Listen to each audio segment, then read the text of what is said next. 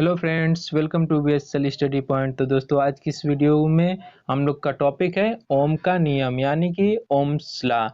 तो दोस्तों, वीडियो में अंत तक बने रहिएगा। तो चलिए वीडियो को हम लोग करते हैं स्टार्ट। तो दोस्तों, आज की इस वीडियो का हम लोग का टॉपिक है ओम का नियम यानी कि आज की इस वीडियो में हम लोग देखेंगे कि ओम का नियम क्या होता है।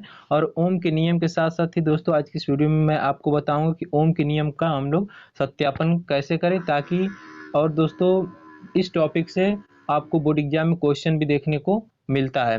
तो चलिए हम लोग वीडियो करते हैं स्टार्ट। तो देखिए दोस्तों, सबसे पहले ओम का नियम होता क्या उसको हम लोग देख लेते हैं। तो देखिए दोस्तों, यदि किसी चालक की भौतिक अवस्था जैसे ताप, लंबाई, क्षेत्रफल आदि में कोई परिवर्तन न हो तो उसमें बहने वाली धारा I चालक के सिरों पर लगाए गए विभवांतर के अनुक्रमानुपाती होता है। एक बार फिर दोस्तों, परिभाषा को हम लोग देखते हैं यानी ओम के नियम को देखते हैं, और इस बार मैं आपको समझाते हुए चलूंगा। ठीक है दोस्तों, यदि किसी चालक की भौतिक अवस्था यानी कि समझ लिया, अगर कोई हम लोग का चालक तार है तो उसकी भौतिक अवस्था यानी कि दोस्तों उसका जो लंबाई होता है, उसका जो क्षेत्रफल होता है, और सबसे जो इम्पोर्टेंट चीज है उसका ताप जो होता है दोस्तों, वो निश्चित होना चाहिए यानी कि वो अनिश्चित नहीं होना चाहिए, यानी कि उसका मान बदलना नहीं चाहिए।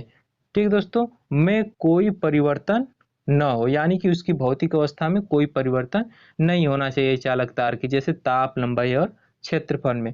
तो जो उसमें उस जो चालक तार है उसमें बहने वाली धारा आई यानी कि जो चालक तार है उसमें जो धारा बहती है चालक के सिरों पर लगाए गए विभवांतर के अनुक्रमानुपाती होता है, यानी कि उस चालक के सिरों पर लगाए गए विभवांतर के अनुक्रमानुपाती होता है। तो दोस्तों, इस वीडियो में देखिए, ये जो देखिए दोस्तों, ये हम लोग का चालक तार है। इसमें जो हम लोग आई धारा को प्रवाहित कर रहे हैं तो इसके सिरों पर विभवांतर उत्पन्न हुए। देखिए दोस्तों, यहाँ पर मान लीजिए पहले सिरे पर V1 विभवांतर और दूसरे सिरे पे V2 विभवांतर उत्पन्न होता है, और इसमें जब आई धारा हम लोग प्रवाहित करते हैं तो इसमें दोस्तों एक कंसेप्ट था कि जब इसमें हम लोग आई धारा को प्रवाहित कर रहे हैं तो इसमें जो विभवांतर है इसके अनुक्रमानुपाती होता है, यानी कि इसमें जो धारा जब हम लोग प्रवाहित करते हैं तो धारा अनुक्रमानुपाती होती है दोस्तों विभवांतर की। ये कैसे होता है?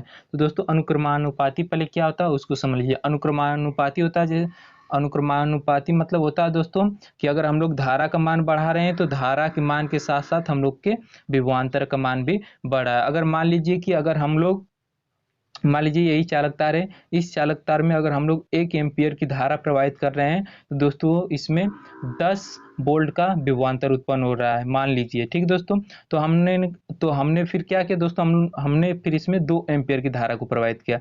जब हमने इसमें 2 एम्पियर की धारा को जब प्रवाहित किया तो हमने देखा कि हम लोग का विभवांतर 20 वोल्ट हो गया, यानी कि जब हम लोग का विद्युत धारा का मान बढ़ रहा है तो विभवांतर का मान भी अपने आप ही बढ़ जा रहा है। तो दोस्तों, अनुक्रमानुपाती मतलब समझ में आ गया दोस्तों। ठीक दोस्तों, एक बार फिर से परिभाषा को देख लीजिए, नियम को देख लीजिए, आपको अब याद हो जाएगा। यदि किसी चालक तार की भौतिक अवस्था जैसे ताप, लंबाई, क्षेत्रफल आदि में कोई परिवर्तन न हो तो उसमें बहने वाली धारा I चालक के सिरों पर लगाए गए विभवांतर के अनुक्रमानुपाती होता है। ठीक दोस्तों, तो अब देखिए यहाँ पर हमने कर दिया कि विद्युत धारा अनुक्रमानुपाती विभवांतर यानी कि I अनुक्रमानुपाती V। अब दोस्तों, जो ये अनुक्रमानुपाती का चिन्ह हम लोग को हटाना है, तो यहाँ पे जब हम लोग दोस्तों इसका चिन्ह हटाएंगे तो यहाँ पे एक नियतांक उत्पन्न होगा। तो दोस्तों यहाँ पे हो जाएगा I is equal to R भी, यानी कि यहाँ पे जो दोस्तों आर है वो एक अनुक्रमानुपाती नियतांक है। तो मैं यहाँ पे लिख दे रहा हूँ दोस्तों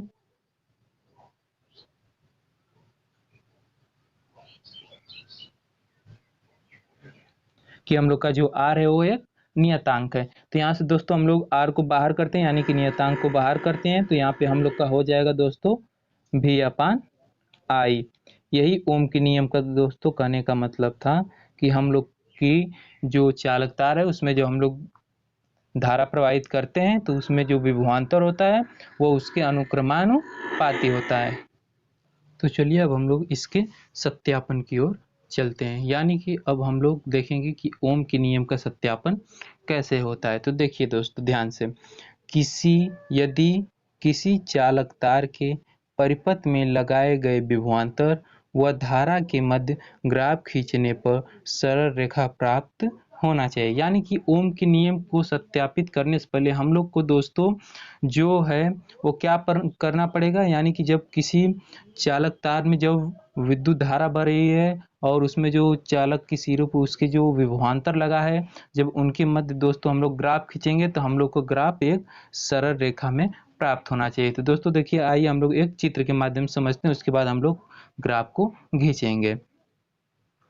तो सबसे पहले दोस्तों हम लोगों ने ओम के नियम के सत्यापन के लिए सबसे पहले मैंने एक बैटरी को लिया। एक बैटरी के साथ साथ मैंने दोस्तों एक कुंजी, एक अमीटर, एक प्रतिरोधक तार, एक वोल्टमीटर और एक धारा नियंत्रण लिया। इसमें अब दोस्तों मैं सबका रोल बता देता हूँ। दोस्तों जो ये धारा नियंत्रक जो होता है, यह धारा को कम या बेसी करने का काम करता है। यानी कि धारा जो विद्युत धारा होती है वह धारा नियंत्रक के कंट्रोल में होती है। यानी कि जैसे आप लोगों ने दोस्तों अपने घर में वोल्टेज को देखा होगा, तो जो वोल्टेज होता है दोस्तों वो एक प्रकार का धारा नियंत्रक होता है, जो कि क्या करता है दोस्तों, विद्युत धारा को कंट्रोल करता है। उससे वोल्टेज से हम लोग दोस्तों विद्युत धारा के मान को बढ़ा भी सकते हैं, उससे घटा भी सकते हैं। और यहाँ पे दोस्तों मैंने एक बैटरी लिया। बैटरी की जरूरत इसलिए पड़ी दोस्तों क्योंकि हम लोग को इसमें विद्युत धारा को प्रवाहित करना हो। उसके बाद हम लोगों ने यहाँ पे एक कुंजी लिया, जिसकी वजह से कि मतलब जब हम लोग बैटरी से मतलब जब इसमें हम लोग विद्युत धारा प्रवाहित करेंगे तो उससे पहले का मान प्राप्त कर लेंगे और बाद में का प्राप्त करने के लिए। ठीक दोस्तों, उसके बाद हम लोगों ने अमीटर का यहाँ पे यूज किया। अमीटर क्यों लगाया, तो दोस्तों जो ये अमीटर होता है यह विद्युत धारा के मान को बताता है। तो दोस्तों हम लोग को विद्युत धारा का मान पता करना है, इसलिए हम लोगों ने यहाँ पे अमीटर लगाया। और यहाँ पे एक प्रतिरोधक तार है जो कि धारा के प्रवाह में थोड़ा अवरोध उत्पन्न करेगा। और इस प्रतिरोधक तार के दोस्तों सिरों के ऊपर मैंने एक वोल्ट मीटर लगाया। वोल्ट मीटर क्यों लगाया दोस्तों, क्योंकि ये जो प्रतिरोधक तार है, इस प्रतिरोधक तार का विभवांतर प्राप्त करने के लिए मैंने यहाँ पे एक वोल्टेज लगाया। अब दोस्तों इसको प्रक्रिया की ओर चलते हैं। तो सबसे पहले जब दोस्तों हम लोगों ने इस सीरीज को हम लोगों ने दोस्तों श्रेणी क्रम सीरीज में कंप्लीट करने के बाद दोस्तों हम लोगों को इसमें अब धारा प्रवाहित करनी है। तो दोस्तों जब इसमें मैंने बैटरी से धारा इसमें प्रवाहित की तो दोस्तों हमेशा प्लस से माइनस की ओर धारा का प्रवाह होता है। ठीक है दोस्तों, तो यहाँ पे धारा प्लस की तरफ से बने लगी। जब धारा इसमें प्रवाहित होने लगी दोस्तों, इसमें आई धारा जब प्रवाहित होने लगी, होते होते यहाँ पे जब इसमें धारा का प्रवाह किया तो उससे पहले मैंने दोस्तों विद्युत धारा का अमीटर के माध्यम से मान प्राप्त कर लिया। उसके बाद जो इसमें विभवांतर है इसका वोल्टमीटर की सहायता से दोस्तों मैंने प्राप्त कर लिया मान।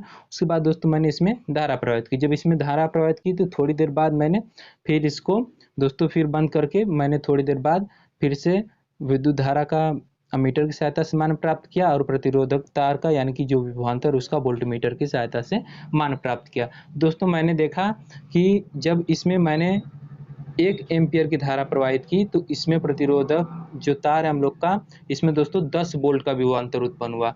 और जब मैंने इसमें धारा प्रवाहित करने के बाद फिर जब इसको एक बार फिर से इसका जब मान प्राप्त किया दोस्तों, मैंने देखा कि जब मैंने 2 एम्पियर की धारा प्रवाहित की तो इसमें जो हमारा वोल्टेज है वो दोस्तों 10 वोल्टेज हो गया। यानी कि जैसे जैसे हम लोग के धारा का मान बढ़ा है वैसे वैसे ही हम लोग के विभवांतर का मान भी बढ़ा है। यानी कि दोस्तों हम लोग कह सकते हैं कि जब हम लोग इसके बीच का जो ग्राफ खींचेंगे तो हम लोग को सरल रेखा प्राप्त होगी। तो दोस्तों जब मैंने यहाँ पे इन दोनों के बीच में ग्राफ खींचा तो दोस्तों देखिए इन दोनों के बीच का ग्राफ हम लोग का दोस्तों एकदम सरल रेखा की तरह। यानी कि दोस्तों हम लोग कह सकते हैं कि हम लोग के जो ओम का नियम है वह दोस्तों हमेशा विद्युत धारा और विभवांतर के अनुक्रमानुपाती होता है। दोस्तों आई होप आपको यह समझ में आया होगा। दोस्तों अगर आपको यह वीडियो अच्छी लगी होगी तो दोस्तों आप इस वीडियो को लाइक कर दीजिएगा और ऐसे ही कंसेप्चुअल वीडियो देखने के लिए मेरे चैनल को सब्सक्राइब भी कर लीजिएगा। धन्यवाद।